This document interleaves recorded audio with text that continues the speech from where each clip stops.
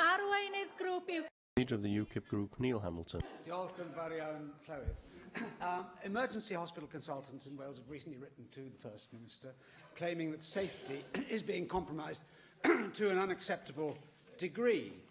The Royal College of Emergency Medicine has described A&Es like battlefields. Dr Tim Rogerson, a consultant in emergency medicine at the Royal Gwent Hospital, has said about the picture across Wales, we're on our knees as far as emergency care is concerned. We have patients coming into emergency departments that are already full. The consultants have asked the First Minister to review as a matter of urgency the number of beds available for acute care and for a significant increase in funding for social care. Is he going to accede to that request?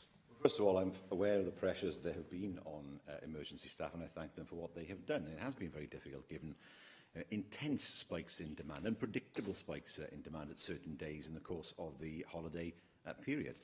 We would be delighted to spend more on health and social care if the brakes were taken off by the Chancellor of the Exchequer. The Cabinet Secretary for Finance only last week outlined that we could be up to £4 billion better off if previous trends had been followed. That is a significant investment we could make in the health service. So, yes, we agree.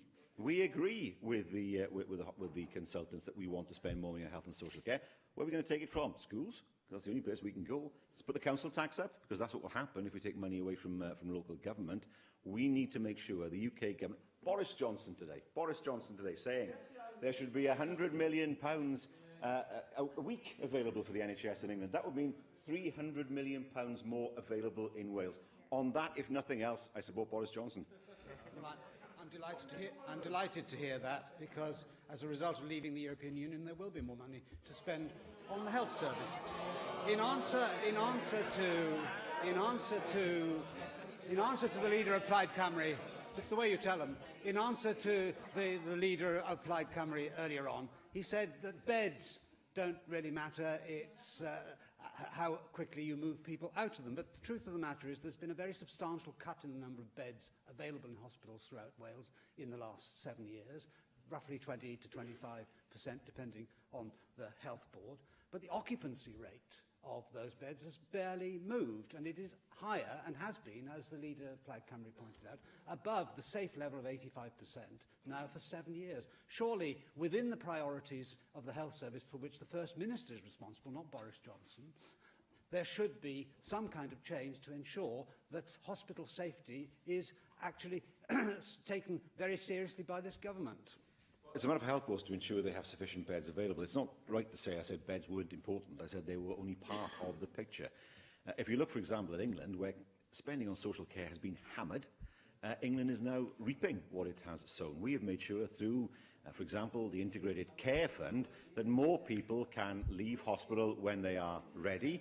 We're seeing delayed transfers of care dropping, whereas in England, of course, social care is on the verge of collapse. If you don't believe me, listen to council leaders, Conservative council leaders in England, who are saying just that. So I wasn't aware that the First Minister had finished. So much noise coming from other parts of the chamber.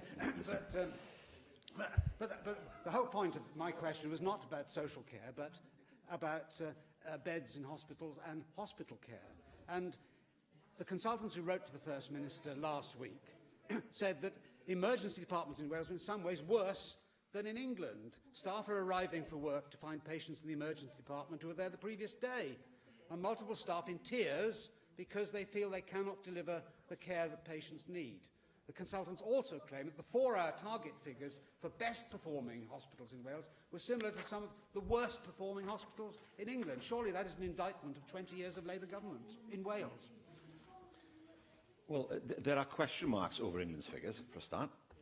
That doesn't diminish, of course, the pressures there have been on emergency services in Wales, and I certainly don't seek to belittle that in any way, shape or form. But the question is this.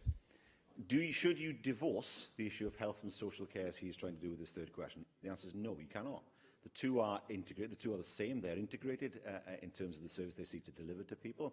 And we have put money into that through the Integrated Care Fund, making sure that people are able to leave hospital when they are able. What England did was to try to spend money on health and starve social care of money, effectively taking money from social care and putting it into health. And now England is reaping the whirlwind of that. We always took the view that health and social care had to be seen in the round, that one was strongly linked to the other. If we look, for example, there's beyond that the Additional Learning Needs Bill. That looks at bringing together education and health provision for young people as well.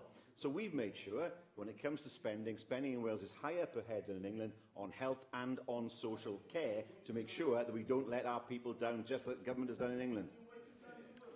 Question 3.